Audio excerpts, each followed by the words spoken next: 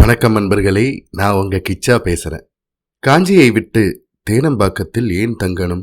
மகாபெரிவா சொன்ன பதில். ஒரு கல்லூரி மாணவனுக்கு மட்டுமல்ல, நெஞ்சுக்குள் வேதனையுடன் முணுமுணுத்து கொண்டிருந்த எத்தனையோ பக்தர்களுக்கும் தான். ஒரு சுவாரஸ்யமான சம்பவம். அந்த சம்பவம் பற்றினது தான் இந்த பதிவு. அந்த சம்பவம் பற்றி மேலும் நம்ம தெரிஞ்சுக்கிறதுக்கு முன்னால் நம்ம சேனலை இது வரைக்கும் சப்ஸ்கிரைப் பண்ணாதவங்க கண்டிப்பாக பெல் ஐக்கான் கிளிக் பண்ணுங்க, சப்ஸ்கிரைப் பண்ணுங்க. மகாபெரியவா காஞ்சிபுரத்தை அடுத்துள்ள தேனம்பாக்கம் சிவாஸ்தானம் கோயில் பக்கத்தில் வெகு காலம் தங்கியிருந்தார்கள். கர்ப்பவாசம் கூட அங்கே மேற்கொண்டிருந்தார்கள். அதை பற்றிய பதிவும் நம்முடைய சேனலில் உண்டு. நகரத்துக்கு வெளியே அந்த இடம் இருந்ததால் பக்தர்கள் வந்து போவதற்கு கஷ்டமாக இருந்தது. வாடகை வண்டி வைத்துக்கொண்டு வருவதற்கு அநேக பக்தர்களுக்கு இயலாத நிலை. நீண்ட தொலைவு நடந்தாவது பக்தர்கள் வந்து கொண்டுதான் இருந்தார்கள். இந்த கிராமத்துக்கு பல விஐபிகள் வந்திருக்கிறார்கள். இந்திரா காந்தியும் கூட இங்கே வந்துதான் மகாபெரியவாளை தரிசனம் செய்தார்கள். கல்லூரி மாணவன் ஒருவன் ஒரு நாள் தரிசனத்திற்கு வந்தான். அதிகமாக கூட்டம் இல்லாத சமயம்.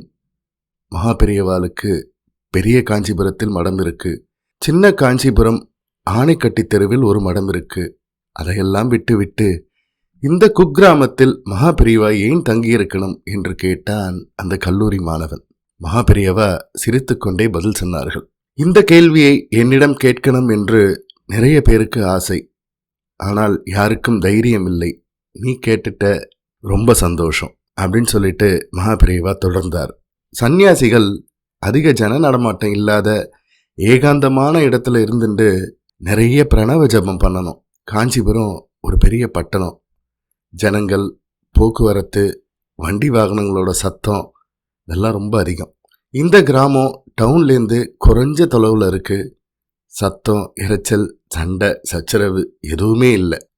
விஷ்ணு காஞ்சி எனப்படும் சின்ன காஞ்சிபுரத்தில் கொஞ்ச நாள் இருந்தாச்சு. சிவகாஞ்சியில் சிறிது காலம் இருந்தாச்சு. தேனம்பாக்கம் சிவாஸ்தானம் என்பது பிரம்ம காஞ்சி, பிரம்மா யாகம் செய்த இடம். இங்குள்ள சுவாமிக்கு பிரம்மபுரீஸ்வரர் என்று பெயர். இங்கு சோம கணபதி இருக்கார். சில நிமிடங்கள் இடைவேளைக்கு பிறகு மீண்டும் தொடர்ந்தார் மகாபெரியவா. சோமஸ்கந்தர்னு கேள்விப்பட்டிருக்கியோ அப்படின்னு அந்த கல்லூரி மாணவனை பார்த்து கேட்டார். சில கோயில்களில் பார்த்துருக்கேன் அப்படின்னு சொன்னா அந்த மாணவன். அதில் என்ன விசேஷம் அப்படின்னு கேட்டார் மகாபெரியவா. பார்வதி பரமேஸ்வரனுக்கு நடுவில் குழந்தையா சுப்பிரமணியர் இருப்பார் அப்படின்னு சொன்னா மாணவன். அதே மாதிரி இந்த ஊரில் பார்வதி பரமேஸ்வரனுக்கு நடுவில் குழந்தை கணபதி இருக்கார். ஆதிசங்கரர் சிறிது காலம் இங்கே தங்கியிருந்ததா கர்ண பரம்பரையாக செய்தி உண்டு. கோவில் பக்கத்தில் குளம் இருக்கு. ஜன நடமாட்டம் அதிகமாக இல்லாததால ஏகாந்தமாக இருக்கு. ரொம்ப நேரம் ஜபம் செய்ய முடியறது. அதனால இங்கே தங்கியிருக்கேன் அப்படின்னு சொன்னார் மகாபெரியவா.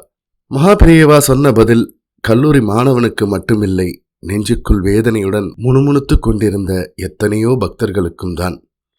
பிரம்ம காஞ்சி என்ற பெயரும் சோம கணபதியின் சிறப்பும் மகாபெரியவாளுக்கு கைங்கரியம் செய்யும் அணுக்க தொண்டர்களுக்குமே புதிதான செய்திதான். தேனம்பாக்கத்தில் மகாபெரியவா தங்கியிருந்த கட்டடம் இன்னும் இருக்கிறது. தற்போது வேத பாடசாலையும் நடந்து வருகிறது. கஜபிருஷ்டா விமானத்துடன் விளங்கும் பிரம்மபுரீஸ்வரர் கோயில் நன்றாக பராமரிக்கப்பட்டு வருகிறது. தனியாக அம்பாள் சன்னதி இல்லை.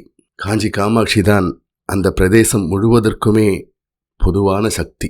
ஜெய ஜெய சங்கர ஹர ஹர சங்கர. இந்த பதிவு உங்களுக்கு பிடிச்சிருந்தா லைக் பண்ணுங்க, ஷேர் பண்ணுங்க, கமெண்ட் பண்ணுங்க. மறக்காம பெல் ஐக்கான் கிளிக் பண்ணுங்க, சப்ஸ்கிரைப் பண்ணுங்க. நன்றி நண்பர்களே.